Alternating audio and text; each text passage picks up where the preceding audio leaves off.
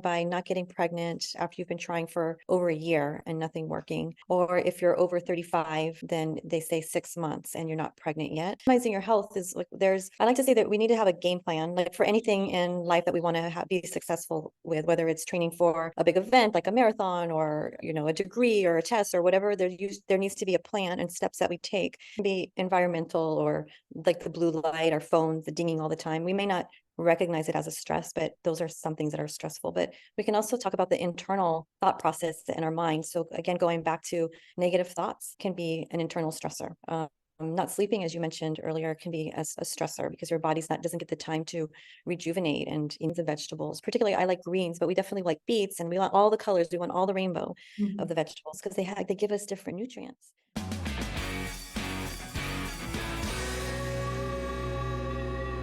Thank you so much for agreeing to do this with us. Just a brief background. I work for a company called Subhak Health Tech. So we have come up with two products. One is the sperm preparation machine, and then the other one is the home insemination kit. But for these interviews, we're just going to stick with what infertility is and why it's such a stigma, especially in a country like India, my country, with the hope that once we start talking about it, it'll break some stigma, it'll normalize talk, and it'll show hope to some people. And voices like yours are extremely important because when you come and talk with us, then it reassures not just the ordinary people, but doctors also to be willing to come next time and talk.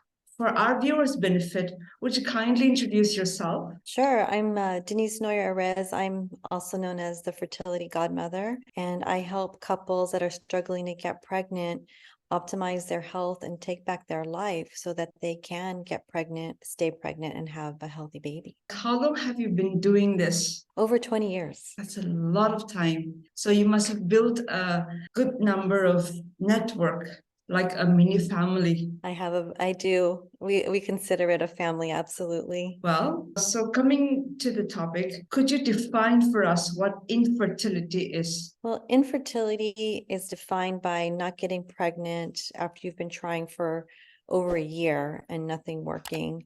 Or if you're over 35, then they say 6 months and you're not pregnant yet. In my mind, infertility is more when you have an obstruction, or you don't have any sperm, or there's a physical blockage or something that's really wrong that can't be corrected. In my mind, with the women that I work with, they've been defined as infertility, but really what it is, it's a delayed fertility or a subfertility, if you will, because there's a lot of things that these couples can do to really optimize their health. Does that make sense? So optimizing their health, could you elaborate on that, please? Absolutely. So optimizing your health is I like to say that we need to have a game plan, like for anything in life that we want to be successful with, whether it's training for a big event like a marathon or, a degree or a test or whatever. There needs to be a plan and steps that we take. And it's the same thing for fertility. So we want to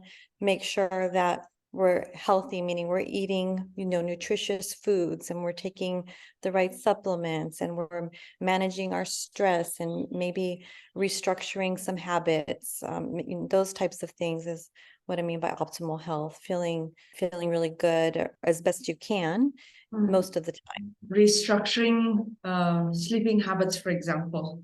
Yes. We have this tendency, I have this tendency myself to have staggered sleep. I get the 8 hours of sleep, but it's staggered. So all those things need to be checked. Yeah. So consistent sleep is super important. Yeah, absolutely. Yeah. Right. Also, when we talk about changing the habit, right? And you're talking about stress, isn't that such a fine balance? Because here you are trying to get pregnant. You obviously will get stressed, but the doctor is telling us not to get stressed, and that's such a fine balance. How would one manage that? That's a great question, and it's a trick. And the worst thing you can tell a couple that's trying to get pregnant is to not stress out, right? That just sends them off. Like, what do you mean don't stress out? Every month for women and couples that are trying to get pregnant that they're not is like almost a failure for them. And so the best way to do it is really learn habits and techniques to help us manage the stress. So we don't live there. And, I think there's a misbelief that we have to never be stressed or we have to never be negative or sad. But it's the problem comes when we live there, when that's all when we're constantly stressed or we're constantly thinking negative thoughts.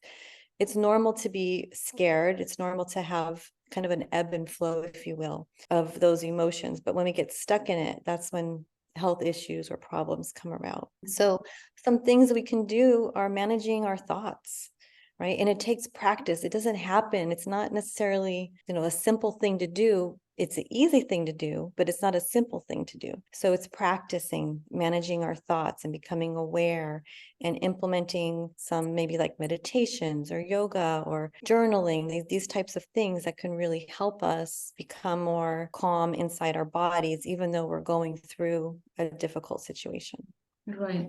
In one of your videos, you also talk about identifying unrecognized stressors in our lives. Yeah. I understand that we are all different. However, what is a general rule of thumb that we can apply when we talk about unrecognized stressors? Well, some of the things can be environmental or like the blue light, our phones, the dinging all the time. We may not recognize it as a stress, but those are some things that are stressful. But we can also talk about the internal thought process in our mind. So again, going back to negative thoughts can be an internal stressor. Not sleeping, as you mentioned earlier, can be a stressor because your body's doesn't get the time to rejuvenate and heal and get back in balance if you're not sleeping and get rid of the toxins that are in our brain. And right, it doesn't give it the chance to heal. That's our healing time. Sometimes the thoughts of like perfectionism, right?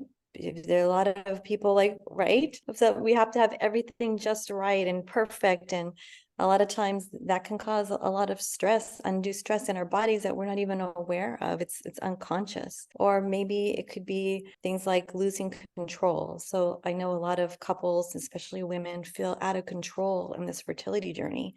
But it's not just the fertility journey they're trying to control. They're probably trying to control other aspects of their lives too, right? If you're trying to control one thing, you're probably trying to control other things as well. So that's something that we need to work on, I think, especially as women, to try to let go as much as possible. Right. Wow, that's so important. We often fail to recognize these stressors. Thank you for rating on that. Some women, they have, let's say, non-problematic first-time pregnancy or even a second-time pregnancy.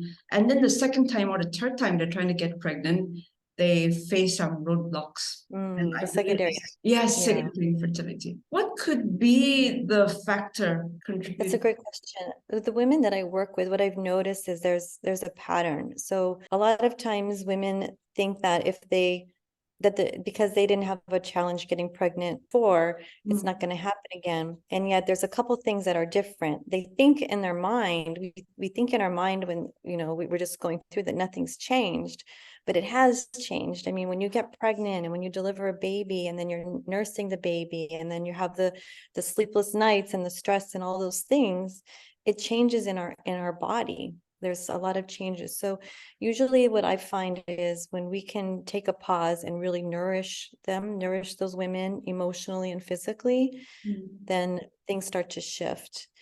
So usually that's what I see. Of course, we always want to make sure that nothing develops. Sometimes women will develop a fibroid or a polyp. So we want to definitely make sure that we get tested, in Western medicine, so that nothing happened that can do that, that can inhibit us. But in general, we want to make sure that we're nourishing our body as well. So every pregnancy, whether it's the first, second, or the third time, it's all different, and your body changes with time, and so does your emotion and your mentality also. Absolutely. Absolutely. And pregnancy is a stress on your body, right? It takes so much out of your body to create that baby and to nourish it.